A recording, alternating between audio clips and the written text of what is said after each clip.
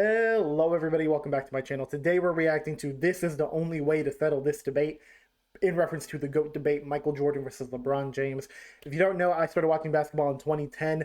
I'm taking a deep dive into some old legends of the game because all I've ever watched is Kobe, LeBron, and present day players. I've never done my due diligence to go back, watch the Larry Birds, the Magic Johnsons, the Michael Jordans. I figured I'd start with Jordan just because he is considered the GOAT by many people, and I want to know why, because outside of the 6-0 debate, I don't hear that much from like ESPN, Stephen A. Smith. So I'm doing my homework. My friend told me to check out JxmyHighroller. He said he's the best NBA content creator out there, and I'm trusting him, okay?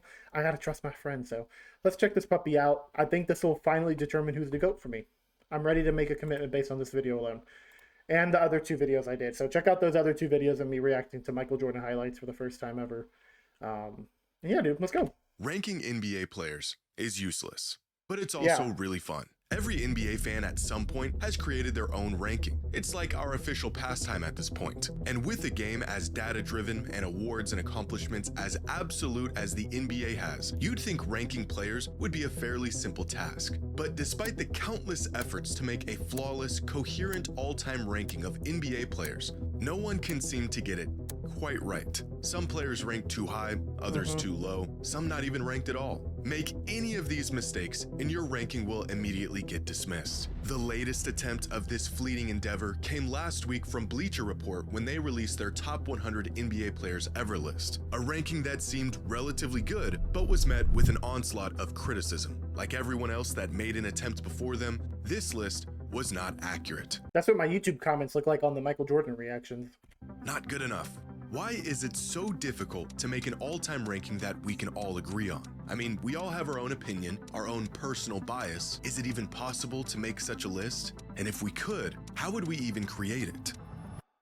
Well, believe it or not, there is a method that we can use to rank every player in NBA history with shockingly good accuracy. It doesn't use any numbers or data, no formulas or advanced metrics. It is a method way simpler than you would ever think, and yet manages to get results with nearly 100% accuracy. Even crazier, we actually use this method all the time. Not a jar of jelly beans.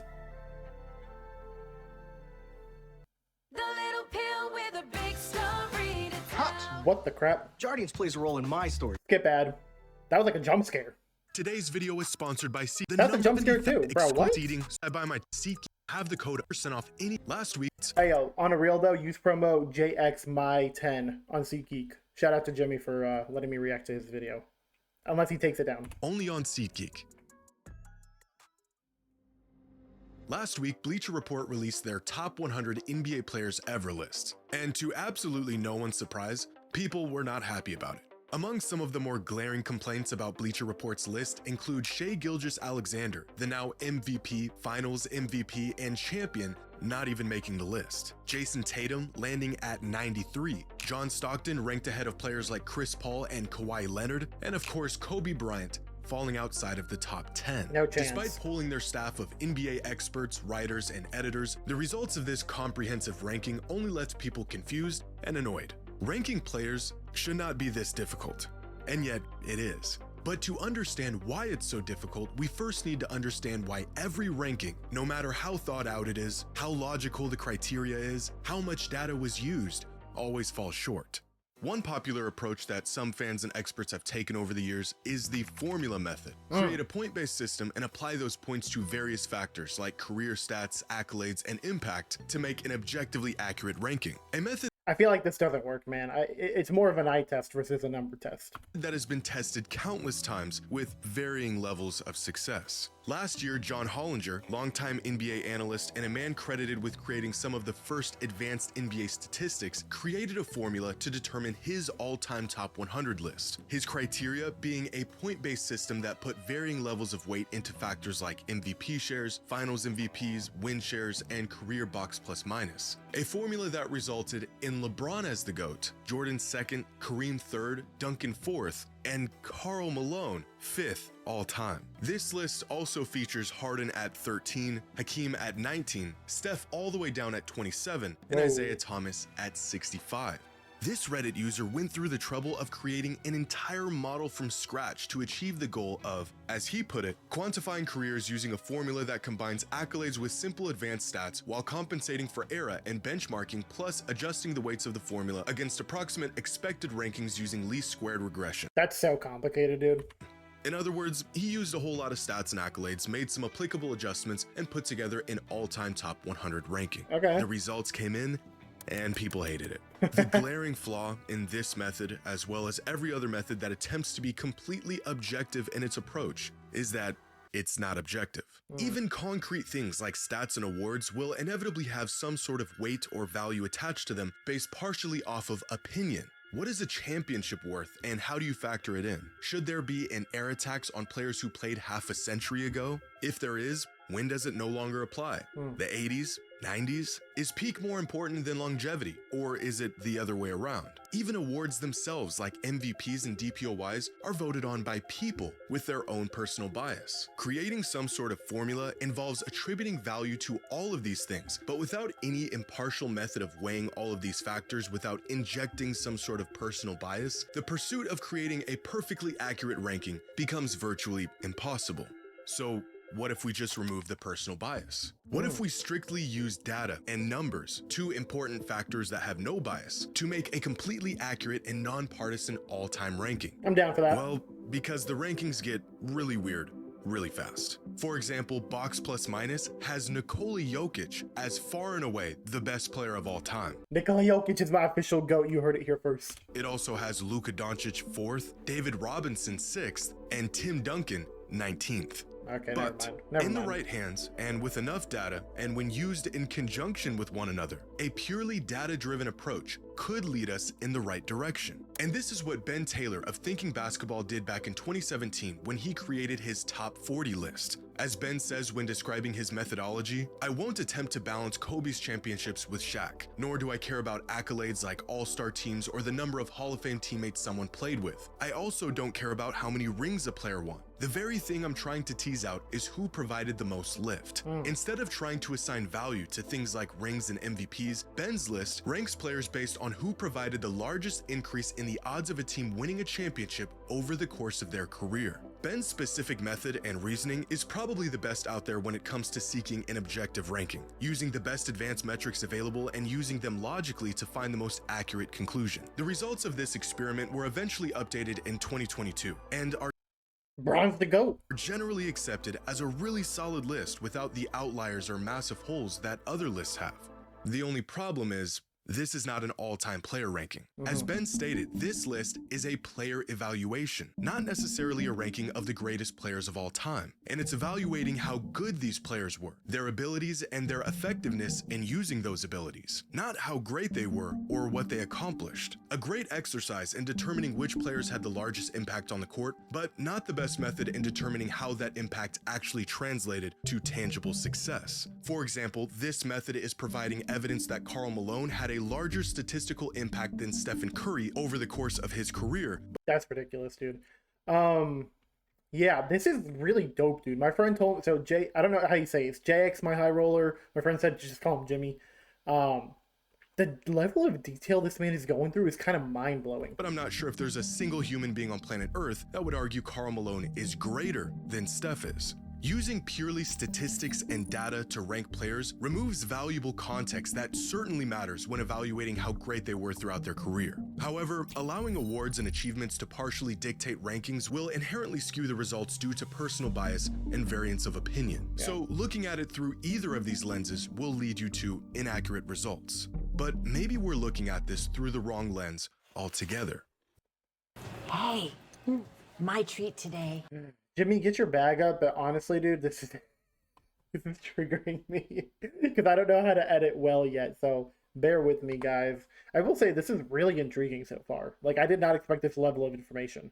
So far, Jokic or LeBron or MJ is the GOAT based on these rankings.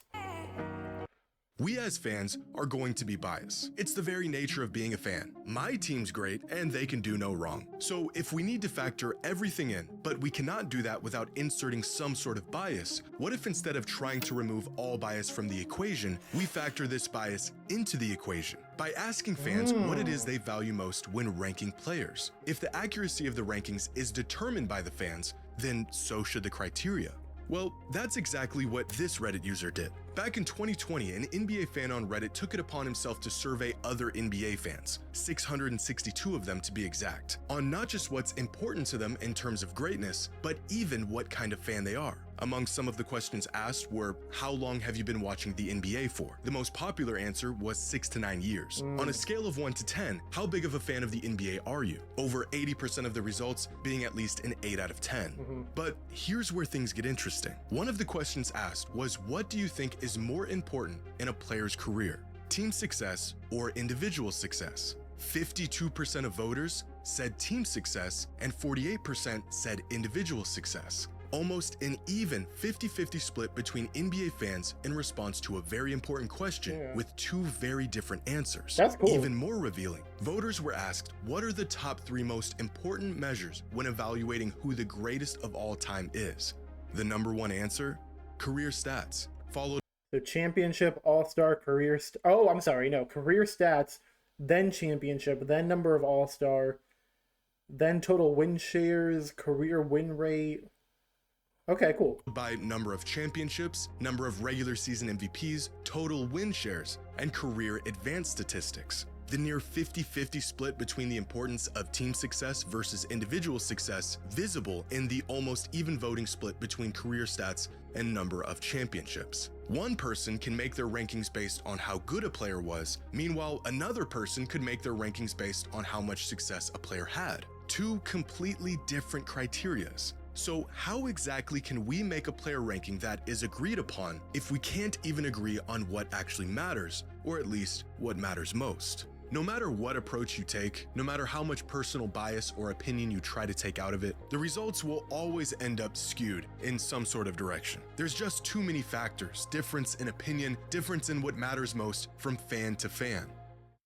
But there is one way, one method that has been proven to be the best way to get to an accurate conclusion about things otherwise not agreed upon. What is this scientifically backed method? What? It's the exact one Bleacher Report used. Ask people, have you ever seen the show Who Wants to Be a Millionaire?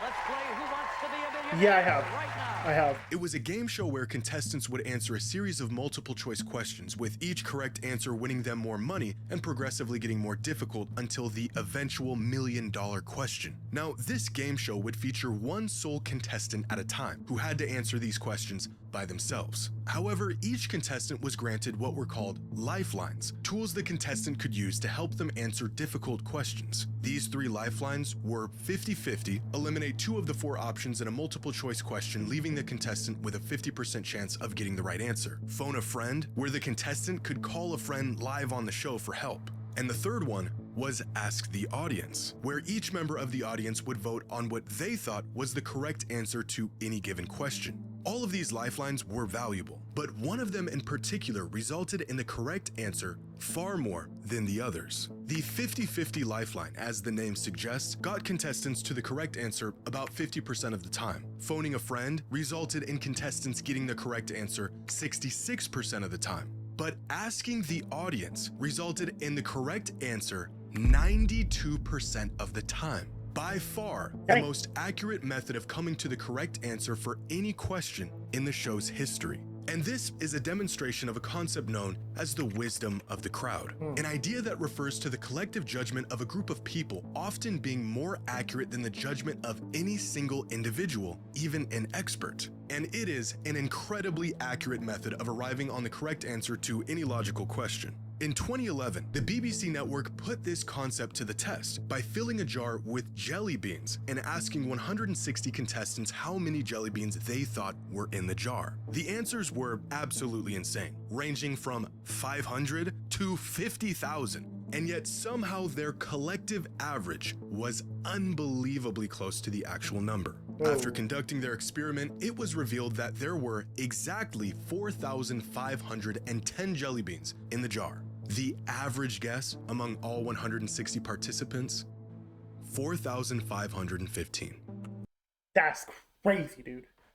Okay, so we just gotta have the whole world vote on LeBron and MJ. Is that what you're saying? Despite their variance in answers, on average, the participants were able to get within 99.9% of the correct answer. By aggregating the opinions or estimates of many individuals, the errors and biases of individual judgment tend to cancel each other out, leading to a collective result that is closer to the truth. And in possibly the most roundabout way I could conjure up, I think this same exact concept can be applied to ranking NBA players on an all-time list. I'm a star of your team. Check out my game day drip. We're so close to the end. But okay, this is interesting because, I mean, this is what they do for all NBA teams. This is what they do for the MVP. They have, what is it, like 100 people vote, and then whoever gets the most numbers, that's the winner, right? So if a majority of people think MJ's the GOAT, then MJ's the GOAT. Like there's no way to dispute that. Worked? Regardless of what the individuals value most and our own personal bias, if you ask enough people, chances are you'll more than likely end up at an accurate result. Better than strictly using stat-based metrics, better than the eye test or a combination of multiple factors. Simply asking people who the greatest players of all time are will show you exactly who the greatest players of all time are. And evidence of this can be found within the results of Bleacher Report's ranking. Someone ranked Kobe Bryant 18th all time. Their personal top 100 ranking is probably a little wacky, but this vote inadvertently balances out someone else who voted Kobe 4th all time. Same goes for every single player on this list. Someone had Jokic 12th all time, another voter had him 28th, and everyone else had him somewhere in between. The range of votes for Charles Barkley are probably the largest of any player on this list, with one vote for him as the 18th greatest player and another with him as the 74th greatest player. Homeboy won an MVP, don't tell me he's 74th. With individual rankings like this, you'd think the final result would be a mess, and yet Barkley ended up being ranked 25th all time, right about where he should be. Can we make a completely accurate ranking of the greatest NBA players ever? Well, we can get really close. In terms of how we would create it and what it would look like, you're looking at it. This isn't a matter of opinion, it is a statistical principle. As Bleacher Report put it when describing their methodology, it's an impossible task, especially when confronted with the reality of comparing players from different eras. Stats help, but calculators won't ever figure all of this out. But asking enough people just might.